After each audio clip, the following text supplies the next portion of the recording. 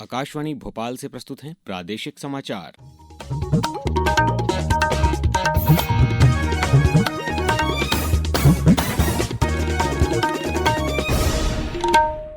नमस्कार, समाचारों के साथ मैं अभिषेक कटियार। सबसे पहले इस बुलेटिन के मुख्य समाचार। प्रधानमंत्री नरेंद्र मोदी की अफ्रीका यात्रा के बाद नए रणनीतिक स्तर पर पहुंचे द्विपक्षीय संबंध। प्रदेश मंत्रिपरिषद की बैठक में प्रमुख सिंचाई परियोजनाओं सहित कई प्रस्तावों को मिली स्वीकृति। मुख्यमंत्री डॉक्टर मोहन यादव ने कहा, मंत्री गांव-गांव जाकर मनरेगा के नए स्वरूप जी राम जी के भ्रामक प्रचार का जवाब दें। और प्रदेश में कड़ाके की ठंड और शीतलहर जारी, कई जिलों के स्कूलों में 2 दिनों का अवकाश। अब समाचार विस्तार से। प्रधानमंत्री नरेंद्र मोदी की दिसंबर 2025 की अफ्रीका यात्रा के बाद भारत और इथियोपिया के बीच द्विपक्षीय संबंध एक नए रणनीतिक स्तर पर पहुंच गए हैं। टाइम्स ऑफ ओमान की रिपोर्ट के अनुसार दोनों देशों ने अगले दशक के लिए एक महत्वाकांक्षी रोड मैप तैयार किया है, जो व्यापार, बुनियादी ढांचे और दक्षिण-दक्षिण सहयोग पर केंद्रित है।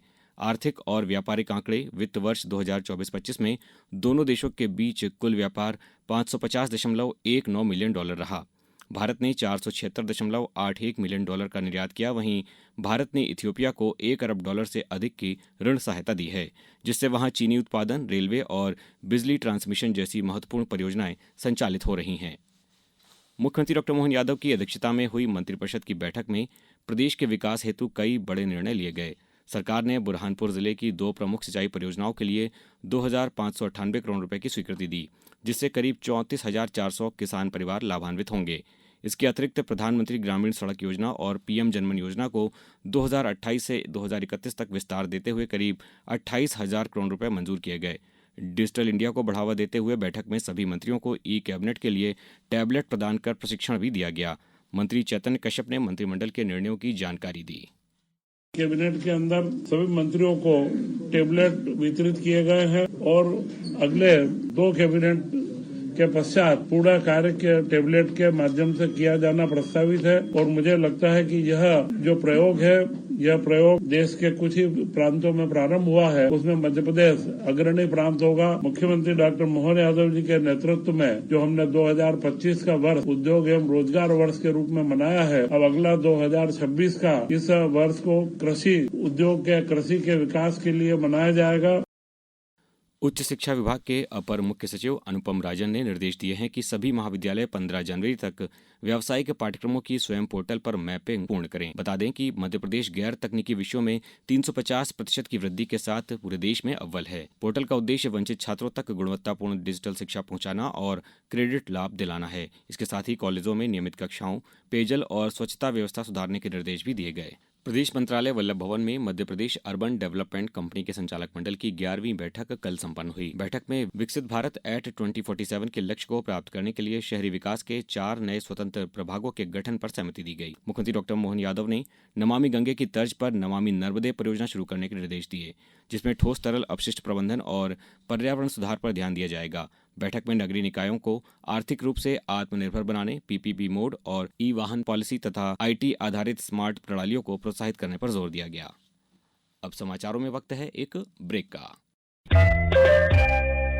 ये समाचार आप आकाशवाणी मध्य प्रदेश से सुन रहे हैं। ये समाचार बुलेटिन YouTube पर Madhya Pradesh news All India Radio channel पर और Facebook के साथ ही X प्लेटफॉर्म पर AIR न्यूज भोपाल पेज पर सुने जा सकते हैं। इसके अलावा आप हमारी वेबसाइट newsonair.gov.in पर या न्यूज ऑन AIR ऐप पर भी समाचार सुन सकते हैं। समाचारों में पुनः आपका स्वागत है। मुख्यमंत्री डॉक्टर मोहन यादव की अध्यक्षता में कल रात भोपाल स्थित मुख्यमंत्री निवास में एक अहम बैठक में दोनों उप मुख्यमंत्री जगदीश देवड़ा व राजेंद्र शुक्ल और मंत्रिमंडल के कुछ सदस्य शामिल हुए। बैठक में प्रत्येक गांव को विकसित गांव बनाने और मनरेगा के नए स्वरूप जी राम जी पर रणनीति बनी। मुख्यमंत्री ने मंत्रियों से कहा कि वे गांव-गांव जाकर विपक्ष के भ्रामक प्रचार का जवाब दें। इसके साथ ही वर्ष 2026 को कृषि वर्ष के रूप में मनाने और डिजिटल इंडिया को बढ़ावा देने पर जोर दिया गया। बैठक में मतदाता सूची से नाम कटने जैसी शिकायतों पर भी गंभीर समीक्षा की गई।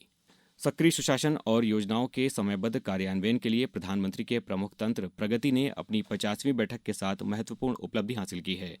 प्रधानमंत्री ने 2015 में इस तंत्र का शुभारंभ किया था। इसके माध्यम से प्रधानमंत्री की सीधी समीक्षा के कारण बुनियादी ढांचागत परियोजनाओं की समयबद्ध निगरानी और मुद्दों का समाधान संभव हुआ है। प्रगति ने केंद्र, राज्य और केंद्रीय मंत्रालयों को एकल डिजिटल मंच पर लाकर सहकारी संघवाद का सशक्त उदाहरण प्रस्तुत किया है। प्रगति से निर्णय लेने की प्रक्रिया, परियोजनाओं में देरी के कारणों का समाधान और जवाबदेही तय होने में मदद मिली है। ये केवल निगरानी नहीं बल्कि प्रशासनिक सुधारों का भी माध्यम साबित हुआ है। इस विशेष श्रृंखला में आज चर्चा ब्रह्मपुत्र नदी पर निर्मित बोगीबील रेल सड़क पुल पर। बोगीबील ब्रिज भारत का सबसे लंबा और एशिया का दूसरा सबसे लंबा रेल कम रोड ब्रिज है। यह ब्रिज देश के उत्तर पूर्वी क्षेत्र के लिए जीवन रेखा है और इसके माध्यम से असम और अरुणाचल प्रदेश के बीच बेहतर संपर्क स्थापित हुआ है। 4.9 किलोमीटर लंबे इस पुल से असम और अरुणाचल प्रदेश के लगभग 50 लाख लोगों को सीधा लाभ मिला है। इस परियोजना को वर्ष 1997-98 में मंजूरी दी गई थी, जबकि इसका निर्माण कार्य अप्रैल 2002 को अटल बिहारी वाजपेयी सरकार के दौरान शुरू हुआ था। निर्माण कार्य शुरू होने के करीब 13 साल बाद भी केवल 72% काम ही पूरा हो सका और परियोजना की लागत भी 5 गुना बढ़ गई। मई 2015 में प्रधानमंत्री नरेंद्र मोदी ने प्रगति के माध्यम से इस परियोजना की समीक्षा की, जिसकी अनुमानित लागत 5,900 करोड़ रुपए थी। क्षेत्रीय विकास और राष्ट्रीय सुरक्षा के महत्व को देखते हुए प्रधानमंत्री ने इस परियोजना को मिशन मोड में पूरा करने के निर्देश दिए। इसके बाद काम की गति में तेजी आई और पुल का निर्माण 25 दिसंबर 2018 को पूरा हुआ। कैबिनेट सचिव टीवी सोमनाथन ने कहा कि प्रगति के माध्यम से Bogibeel rail cum road bridge जैसी महत्वपूर्ण परियोजनाओं को पूरा करने में मदद मिली है। बोगीबील रेल ब्रिज ब्रह्मपुत्र नदी पर बना है। इसे मार्च 1997 में मंजूरी मिली। मई 2015 में पहली बार इसकी समीक्षा की गई। उस समय परियोजना 64% पूरी हो चुकी थी। 2018 में इसे शुरू किया गया। प्रगति में इसकी समीक्षा होने के लगभग 2.5 साल बाद ये परियोजना पूरी हो गई। दीपेंद्र कुमार, आकाशवाणी समाचार, दिल्ली। मध्य प्रदेश में शीतलहर के चलते प्रशासन सख्त है। आगरमालवा कलेक्टर प्रीति यादव ने नर्सरी से 8वीं तक के सभी स्कूलों और आंगनबाड़ियों में आज और कल 2 दिवसीय अवकाश घोषित किया है। वहीं खंडवा कलेक्टर ऋषभ गुप्ता ने बढ़ती ठंड को देखते हुए सभी स्कूलों का समय बदलकर 10 बजे के बाद कर दिया है। अशोकनगर कलेक्टर आदित्य सिंह ने आज सभी स्कूल तथा आंगनबाड़ियों में अवकाश घोषित किया है। वहीं पन्ना कलेक्टर उषा परमार ने 8वीं कक्षा तक के स्कूलों में 2 दिवसीय अवकाश घोषित किया है। अब रुक करते हैं मौसम का। मध्य प्रदेश में कड़ाके की ठंड और शीतलहर का कहर जारी है। राजगढ़ में पारा गिरकर 2 डिग्री तक पहुंच गया है। वहीं राजधानी भोपाल में 3.8 डिग्री सेल्सियस तापमान के साथ भीषण शीतलहर का प्रकोप है। शाजापुर और शहडोल समेत कई जिलों में कोल्ड डे की स्थिति बनी हुई है। कोहरे की बात करें तो ग्वालियर, दतिया और छतरपुर में घने कोहरे के चलते यातायात की रफ्तार थम गई है। मौसम विभाग ने आज भी भोपाल सहित प्रदेश के 1 दर्जन से अधिक जिलों में अलर्ट जारी किया है। भोपाल, राजगढ़ और मंदसौर में शीतलहर का ऑरेंज अलर्ट है। सांसद खेल महोत्सव के अंतर्गत भैरुंदा सीहोर में आयोजित कबड्डी प्रतियोगिता में गोपालपुर की टीम ने चकल्दी को हराकर खिताबी जीत दर्ज की। केंद्रीय मंत्री शिवराज सिंह चौहान ने बेटियों के शानदार प्रदर्शन की सराहना करते हुए कहा कि मामा हमेशा साथ हैं। उन्होंने खिलाड़ियों का उत्साह बढ़ाते हुए कहा कि बेटियों के जज्बे ने सबका दिल जीत लिया। आयोजन में विधानसभा स्तरीय क्रिकेट के रोमांचक मुकाबले भी संपन्न हुए।